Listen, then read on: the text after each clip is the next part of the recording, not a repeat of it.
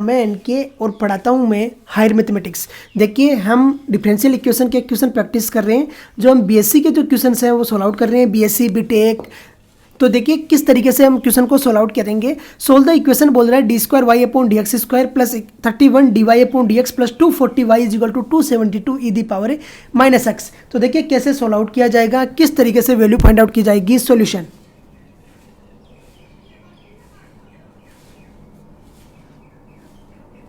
at first write down the given equation can be written as given equation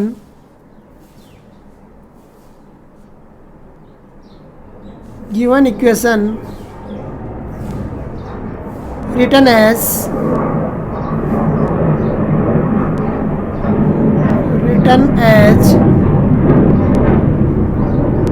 देखिए given equation को कैसे write down कर सकते हैं हम वो देखना है। तो गिवन इक्वेशन में क्या होता है कि जब देखिए जब d/dx दिया हुआ रहता है, जैसे क्या रहता है d/dx, तो इसको हम क्या लिखते हैं y कैपिटल D लिखते हैं। क्या लिखते हैं? Capital D। जैसे dy/dx दिया हुआ है तो सिर्फ कैपिटल dy लिख देते हैं। समझ में आ गया?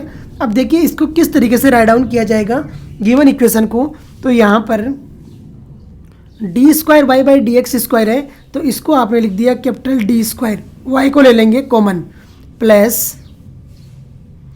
31 dy/dx है तो इसे लिख देंगे 31 कैपिटल D, प्लस 240y को लिख दिया आपने 240, और y कंप्लीट में से ले लिया कॉमन, और इज इक्वल टू में क्या कर दिया, इज इक्वल टू में 272 e⁻⁻x, तो इसको लिख दिया e⁻⁻x। नाउ फॉर ए का मतलब क्या है? Axillary equation. नाउ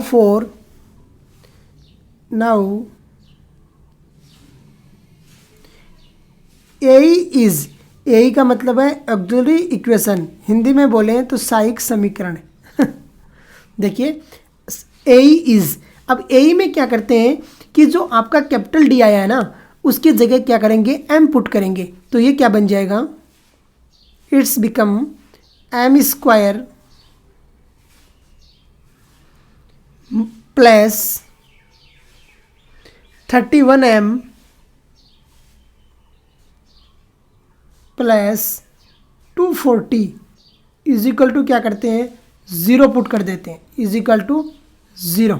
आ गया समझ में? ए में क्या करते हैं, जो आपकी d² वाली टर्म है उसको क्या करते हैं, 0 के इक्वल पुट कर देते हैं।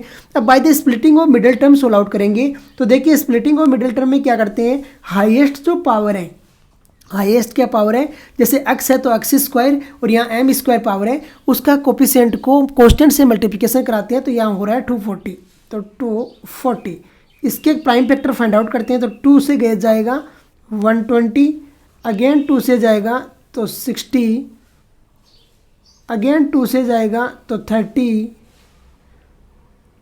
अगेन 2 से जाएगा तो 15, अगेन 3 से जाएगा तो 5, और ये क्या आ गया 5।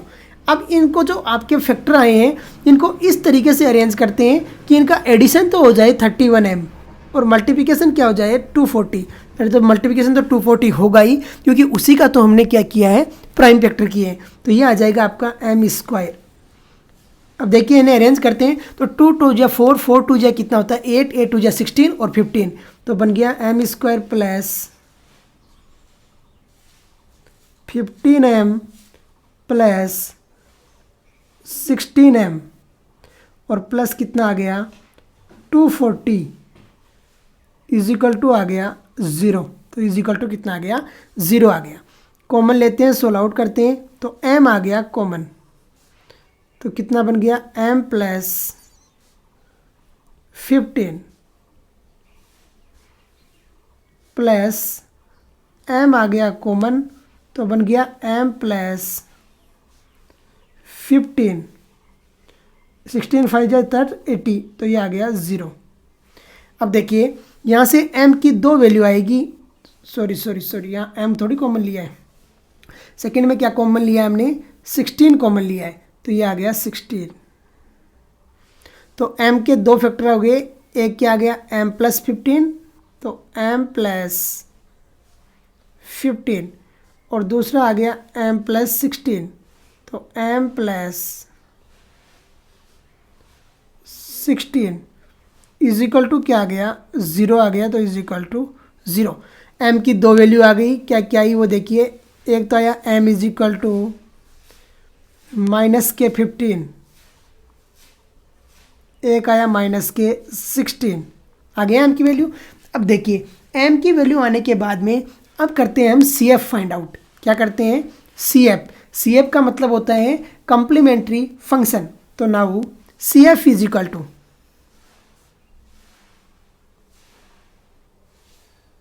CF इज इक्वल टू क्या हो जाएगा, आपको पता है जब दो अलग अलग वैल्यू रहती है जैसे AB, तो उसको लिखते हैं C1 e the power AX plus C2 e the power BX। तो ये बन जाएगा C1 e the power -k15x plus C2 e the power -k16x। अरे बन गया। और ये आपका क्या आ गया, CF आ गया। कई कंपटीशन एग्जाम में ओनली CF भी पूछ लेता है और कई कंपटीशन एग्जाम में ओनली PI भी पूछ लेता है। Now for PI and PI is equal to, PI में क्या है, जो RHS पार्ट है उसको ऊपर रखते हैं सबसे पहले। तो 272 e दी पावर -x, तो ये आपका नोमिनेटर में आ जाएगा 272 e the power -x upon में डिनोमिनेटर में क्या करते हैं, कंप्लीट टर्म को राइट डाउन कर देते हैं। डिनोमिनेटर में क्या करेंगे, जो आपकी कंप्लीट टर्म है उसको राइट डाउन करोगे तो d² + 31d + 240, तो ये आ गया आपका d² + 31d + 240 आ गया ये। अब देखिए सोल्व आउट करते हैं। तो यहाँ पर क्या करते हैं हम, जो डायरेक्ट शॉर्ट ट्रिक है वो लगाते हैं। शॉर्ट ट्रिक क्या बोलती है, वो बोलती है कि अगर ऊपर नोमिनेटर में गिवन है आपको e दी पावर AX, तो e दी पावर AX, और डिनोमिनेटर में आपको गिवन है FD का मतलब है द फंक्शन ऑफ D का मतलब जैसे यहाँ पर d² में गिवन है, तो इसको सॉल्यूशन आता है, वो आता है e the power AX upon FA। मतलब D की जगह अगर आप A रख दोगे तो आपका क्या हो जाएगा, सॉल्यूशन निकल के आ जाएगा। जनरली क्या होता है, इसका एक लॉन्ग मेथड भी होता है, तो वो मैं डिजिटल बोर्ड पे आपको समझाऊंगा कि कैसे लॉन्ग डिवीजन सोल्व आउट करते हैं। तो यहाँ से आपके पास में PI क्या आएगी, PI is equal to 272 e the power -x, तो 272 e दी पावर -x। अब यहाँ पर a की वैल्यू कितनी है आपके पास, a की वैल्यू है -1। अरे -1 है तो -1 पुट कीजिए, d की जगह रखोगे क्या, -1 का होल स्क्वायर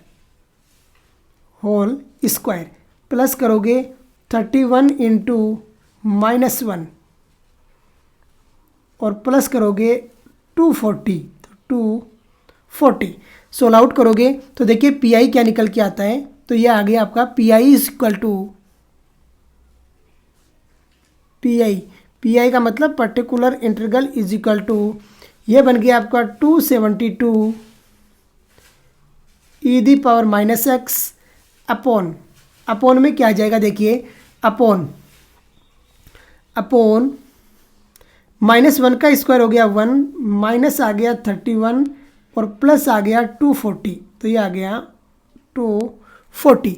सोल्व आउट किया तो देखिए PI इज इक्वल टू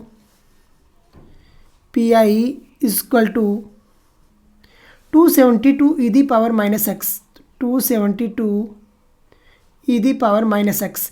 देखिए 31 में से एक को सब्ट्रैक्ट करोगे तो कितना बचेगा आपके पास 30, और 30 माइनस का और 240 प्लस का, तो कितना आ गया आपके पास 210, तो ये आ गया 210। नोमिनेटर और डिनोमिनेटर दोनों किससे कैंसिल आउट हो रहे हैं, 2 से कैंसिल आउट हो रहे हैं, तो PI इज इक्वल टू आ जाएगा आपके पास 136 e the power -x upon कितना आ जाएगा 105, तो ये आपके पास में PI आ गया। अरे आ गया PI। हैंस द GS का मतलब general solution is, hence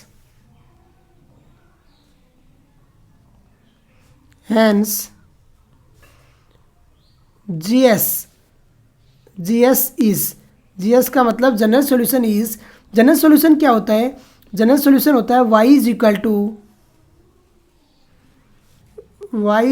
two C F plus P I, C F plus P I. यहाँ पर देखिए क्या आता है, y इज इक्वल टू, पहले लिखोगे सी एफ, तो सी एफ आया था आपका C1 ई दी पावर कितना आया था, माइनस के 15x plus C2 e the power minus के 16x, तो माइनस के 15x plus C2 e the power minus के 16x और प्लस में आ गया 136 e the power minus x upon कितना आ गया 105, और यही क्या हो जाएगा आपका सॉल्यूशन हो जाएगा। तो देखिए कैसे हमने सोल्व आउट किया है और किस तरीके से वैल्यू फाइंड आउट की है। अंडरस्टैंड कीजिए कि कैसे लेके चलते हैं और किस तरीके से कंप्लीट सॉल्यूशन निकाल के ले आते हैं। तो इसी के साथ में हम आज का लेक्चर फिनिश करते हैं। जय हिंद, जय भारत।